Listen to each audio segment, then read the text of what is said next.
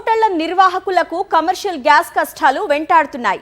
గత 2 నెలలుగా గ్యాస్ సిలిండర్ల కోసం ఇబ్బందులు పడ్డామని, కేంద్రం గ్యాస్ ధరలు పెంచడంతో ఎక్కువ భారం పడుతోందని హోటళ్ల నిర్వాహకులు చెప్తున్నారు.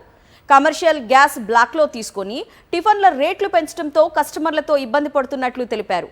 పెంచిన ధరలను వెంటనే తగ్గించాలని ప్రభుత్వాన్ని కోరుతున్నారు.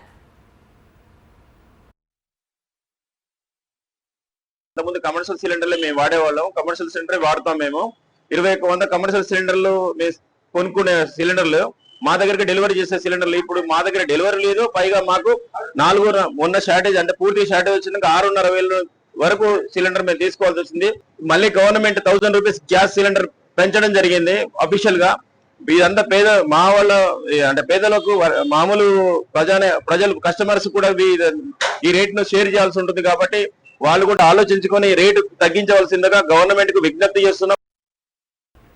కమర్షియల్ గ్యాస్ ధరలు భారీగా పెరగడంతో ఏపీలో హోటల్స్ మెనూ రేట్లను పెంచేశాయి. మెనూ ధరలను 10% పెంచాలని ఏపీ స్టార్ హోటల్స్ అసోసియేషన్ నిర్ణయం తీసుకుంది. ఒకేసారి 993 రూపాయలు పెంచడంతో తమపై పెను భారం పడిందని, తక్షణమే కేంద్ర రాష్ట్ర ప్రభుత్వాలు తమను ఆదుకోవాలని కోరుతున్న AP star hotels association president Swamy వెల్లడించారు.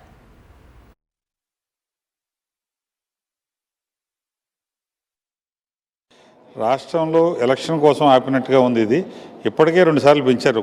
ఫిబ్రవరి వారు మొదలైన తర్వాత ఫిబ్రవరి ఎండింగ్ ఒకసారి మార్చిలో ఒకసారి 140 రూపాయలు పెంచారు. తర్వాత ఇంకో 193 రూపాయలు పెంచారు. ఇప్పుడు ఒకేసారి 993 రూపాయలు పెంచడం అబ్నార్మల్ రేట్ అనమాట. ఇది సామాన్యుడి నడ్డి విరచడం కోసం వేసిన పథకంలాగా ఉంది. అది గవర్నమెంట్ తీసుకోవాల్సిన నిర్ణయం కాదు. ఏదైనా నామినల్గా పెంచితే పోయేది. చిన్న వాళ్ళు చాలా సఫర్ అవుతారండి దీంట్లో. ఈ స్ట్రీట్ వెండర్స్ కానీ, చిన్న రెస్టారెంట్లు కానీ ఇప్పుడు ఒకేసారి సుమారుగా 3,300 పడుతుంది. ఇప్పుడు ప్రజెంట్గా ఇప్పుడు ఆంధ్రప్రదేశ్లో 3,303 రూపాయలు పడుతుంది.